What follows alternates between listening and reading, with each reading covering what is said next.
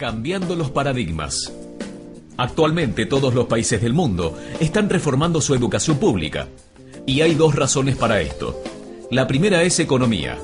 La gente trata de resolver cómo educamos a los niños para que encuentren su lugar en la economía del siglo XXI. ¿Cómo hacemos eso? Considerando que no podemos anticipar cómo lucirá la economía al final de la próxima semana, tal como lo demostró la reciente crisis. ¿Cómo hacemos eso? La segunda razón es cultura. Cada país está tratando de entender cómo educamos a nuestros niños para que tengan un sentido de identidad cultural y de esa manera pasar nuestros genes culturales a la comunidad mientras se es parte del proceso de globalización. ¿Cómo cuadrar ese círculo?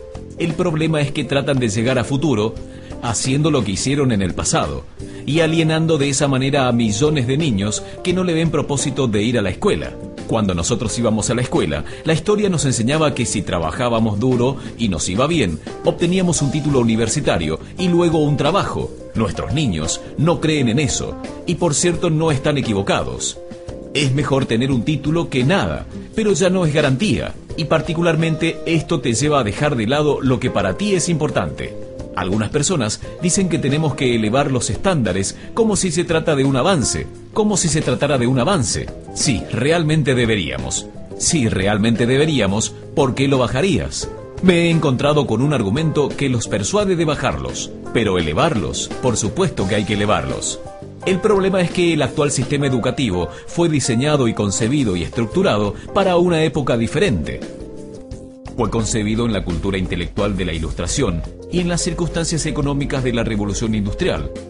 Antes de mediados del siglo XXI, no había sistema educativo público, realmente no. Podías ser educado por los jesuitas, es decir, si tenías el dinero. Pero la educación pública pagada por los impuestos era obligatoria para todos y de distribución gratuita. Era una idea revolucionaria y muchas personas también la objetaban. Decían: no es posible que muchos niños de la calle y de la clase obrera se beneficien de la educación pública. No son capaces de aprender a leer y escribir. ¿Por qué estamos malgastando el tiempo en esto? Así que esto también fue desarrollado sobre una completa serie de supuestos sobre la estructura y capacidad social, dirigido por un imperativo económico de la época, manejado directamente a través de un modelo intelectual de la mente, que esencialmente es la visión de inteligencia de la Ilustración. La verdadera inteligencia consiste en nuestras capacidades de razonamiento deductivo y el conocimiento de los clásicos y sus nombres, lo que vinimos a pensarlo como habilidad académica. Y esto está en lo profundo de los genes de la educación pública, que realmente hay dos clases de personas, académicas y no académicas, gente inteligente y gente no inteligente. Y la consecuencia de esto es que muchas personas brillantes piensan que no lo son, porque han sido juzgados por esta particular visión de la mente. Así que tenemos doble columna, económica e intelectual.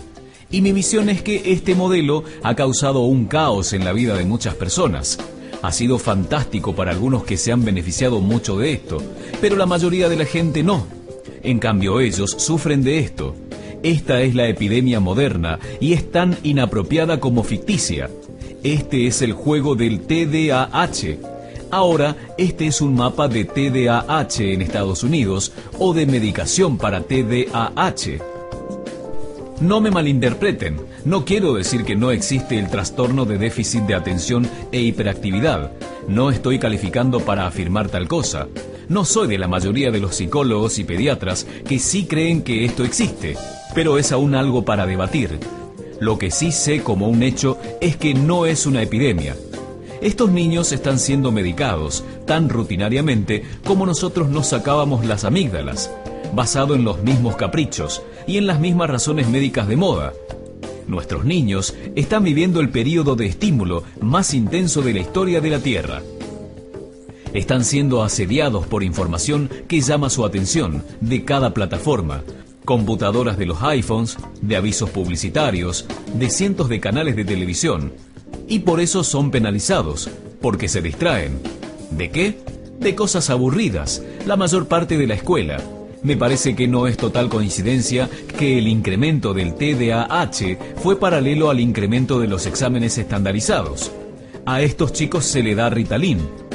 Y todo tipo de cosas con frecuencia, drogas bastante peligrosas.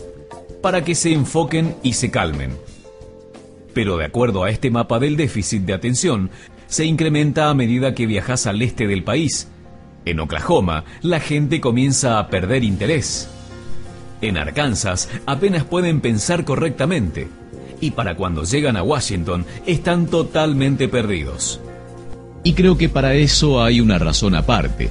Es una epidemia ficticia. Si piensan en esto, el arte, y no creo que sea exclusivo del arte, creo que también incluye las matemáticas y las ciencias, pero no digo las artes particularmente porque son las víctimas de la mentalidad actual. Particularmente, las artes se dirigen especialmente a la idea de experiencia estética, y la experiencia estética es cuando nuestros sentidos operan en su máxima expresión. Cuando estás presente un momento en el auto, cuando estás impactado de entusiasmo por lo que estás viviendo, cuando estás totalmente vivo. Y lo anestésico es cuando cierras tus sentidos insensibilizándote a lo que está pasando. Y muchas de estas drogas son eso. Estamos haciendo transitar a nuestros niños por la educación anestesiándolos. Y creo que debemos hacer exactamente lo opuesto. No debemos encerrarlos. Debemos despertarlos a lo que está dentro de ellos. Pero el modelo que tenemos es este. Creo que tenemos una educación que es modelada en interés del industrialismo y a semejanza de este. Les daré un par de ejemplos. Las escuelas están aún organizadas con bastantes semejanzas en las fábricas. Toque de timbres, instalaciones separadas, materia separada especializada. Todavía educamos a los niños en grupos. Los ingresamos al sistema por grupos de edad. ¿Por qué hacemos eso? ¿Por qué ese supuesto de que lo más importante que tiene en común es la edad? Es como si lo más importante fuera la fecha de fabricación. Conozco niños que son mucho mejor que otros niños de su misma edad en diferentes disciplinas, o en diferentes momentos del día, o en mejores pequeños grupos que en grandes grupos, o aún por su propia cuenta.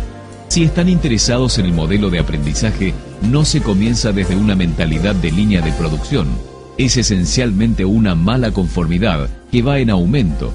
Si miramos el incremento de la estandarización, de las pruebas, planes de estudios estandarizados. Y se trata de la estandarización.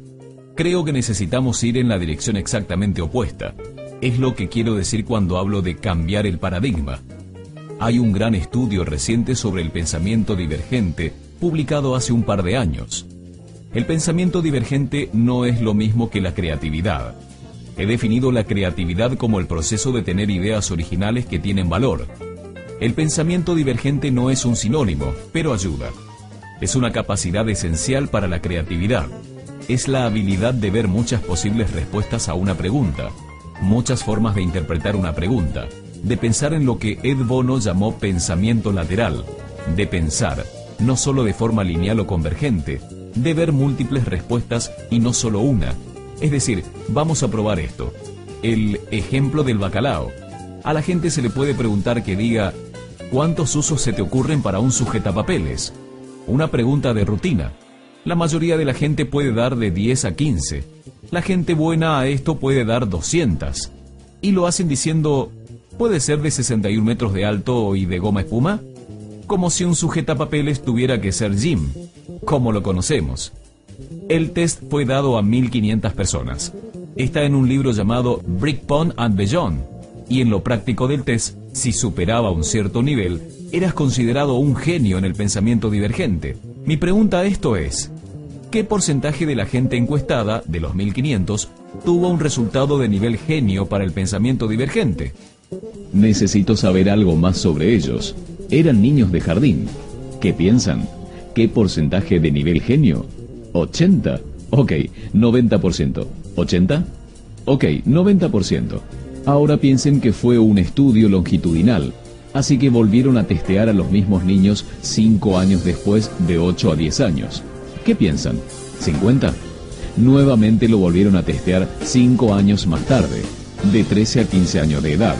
Pueden ver una tendencia. Esto nos cuenta una historia interesante, porque pueden imaginar que va al revés, o no.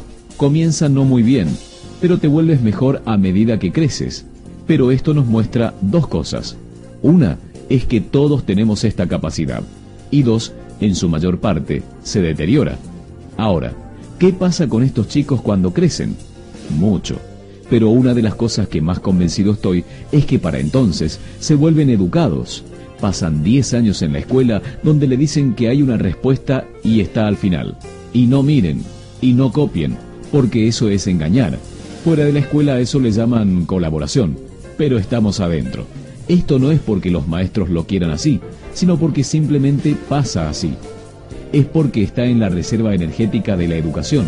Debemos pensar diferente sobre la capacidad humana. Tenemos que superar esta vieja concepción sobre lo académico y lo no académico, abstracto, teórico, vocacional, y ver lo que es, un mito. Y en segundo lugar, debemos reconocer que la mayoría del gran aprendizaje sucede en grupos donde la colaboración es la fuente de crecimiento. Si atomizamos a la gente, si los separamos, que trabajen separados, creamos una especie de disyunción entre ellos y su ambiente natural de aprendizaje. Y en tercer lugar, es crucial para la cultura de nuestras instituciones los hábitats de nuestras instituciones y los hábitats que ellos ocupan.